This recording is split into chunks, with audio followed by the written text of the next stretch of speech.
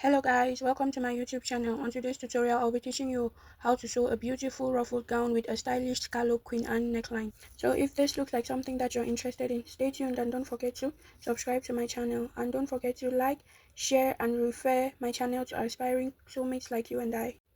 On our last tutorial, I taught you how to draft a basic bodice pattern, and in this tutorial, I'll just alter the pattern from the last tutorial. So if you have not watched the last tutorial yet, I will be posting the link in the comment section. Make sure you watch it so as to understand the alterations that will be made on this tutorial. So the first thing I did over there was to determine how deep I wanted my neck to be, how deep I wanted my neckline to be. So what I did first was to measure 6 inches for my neck depth.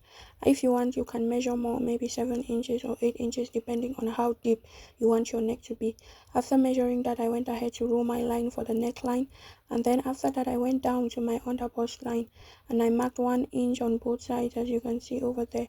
I marked 1 inch on my underbust point, then I went down to my waistline and I marked 1 inch on both sides as well. Take note that you can do more.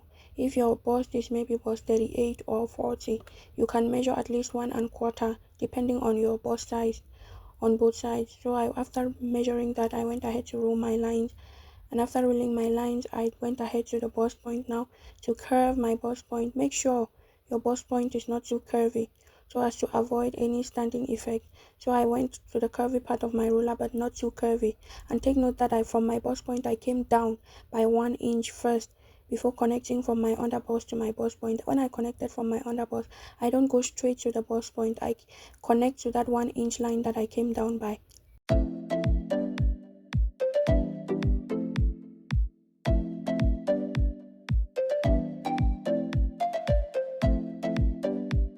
And remember, on our last video, I told you that the front half length and the back half length are not the same.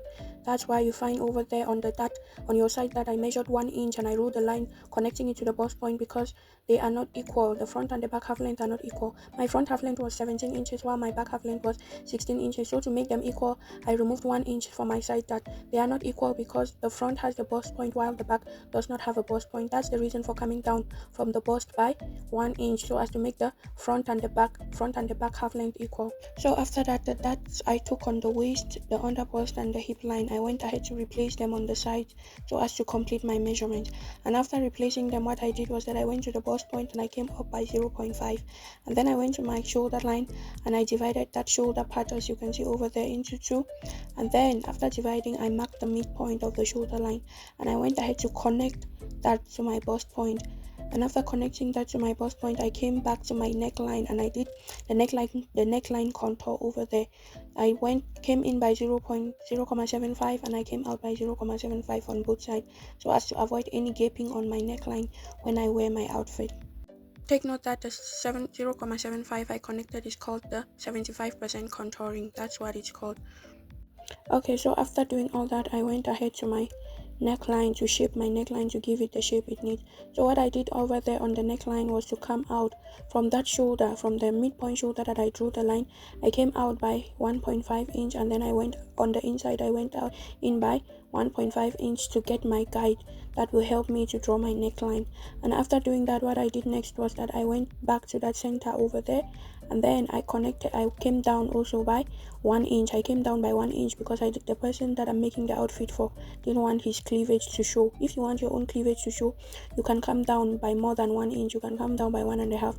So after that, I went ahead to connect the line to that 1.5 inch I came out with on the inside, and then I went out and I also connected on the outside the 1.5 inch. So if you don't understand, just go ahead and repeat whatever I'm doing on the photo over there.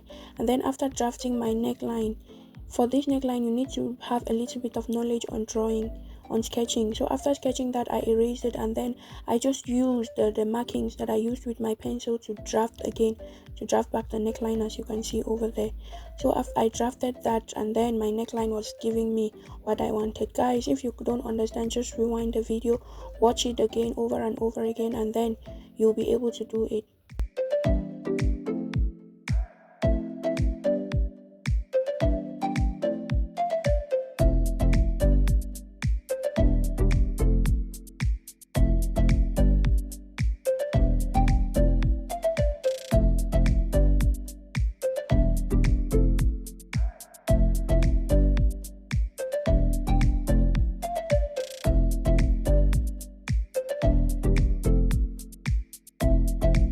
after doing all that, I went ahead to connect my queen and neckline. As you can see over there, the 3 inches neck width and neck depth that we marked during our pattern drafting, I went ahead to connect it to that 1.5 inch we came in by.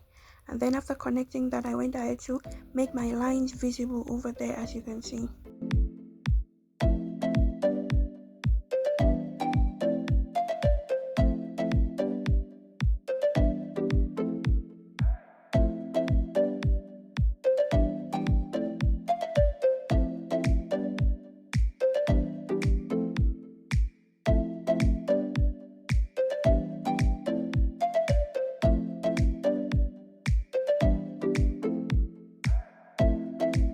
So for the bust contouring I did over there, what I did was that I measured the dots I took on the bust point, and it gave me 0.5, and I went ahead to replace it on the side so as to avoid any shortages while joining my material. And then after that, I went ahead to connect the line to the 1 inch that I added after marking my dot over there. And after connecting, that was it. I was done with the connections.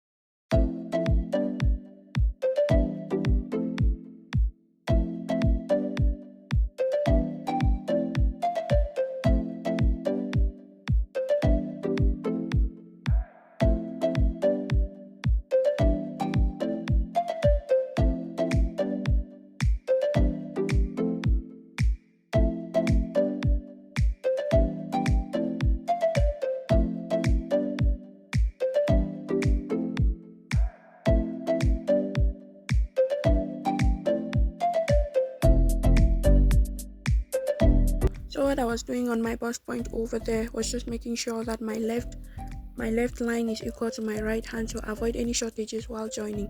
And then after that, what I did was that I went ahead on my bust point to slit that bust point in order to cover up that 1 inch slant that I came in by. So I had to slit on the bust point and also on that midpoint for where I took my dart intake in order for it to properly come together. Take note that you're not supposed to slit through that completely. Just make it free in such a way that you can cover the 1 inch that you came out by.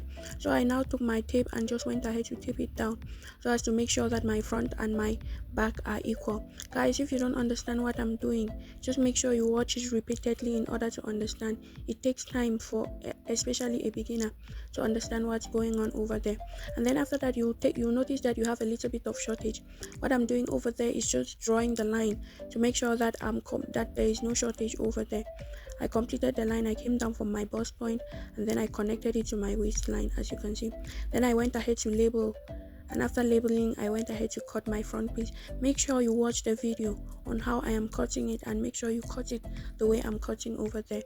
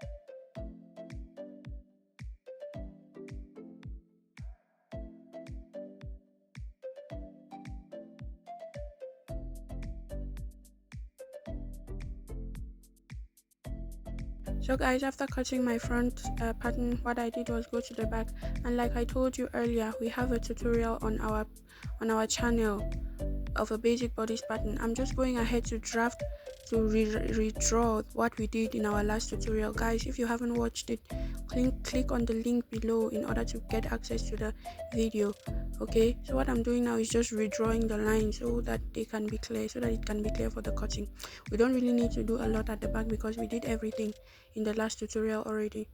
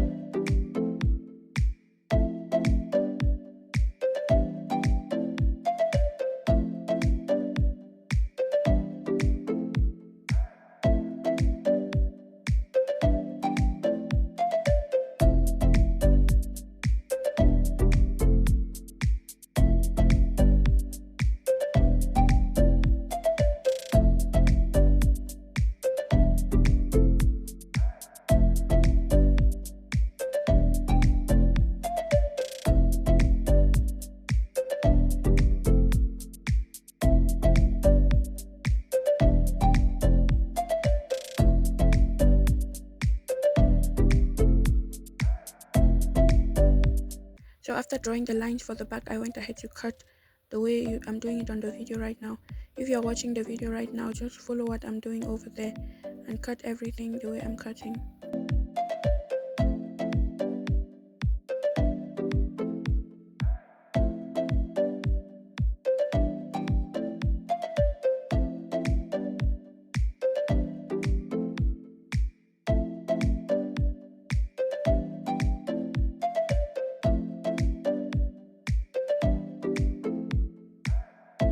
So after cutting, I went ahead to bring out my side front, and then to check and make sure that the side front and the side back are equal.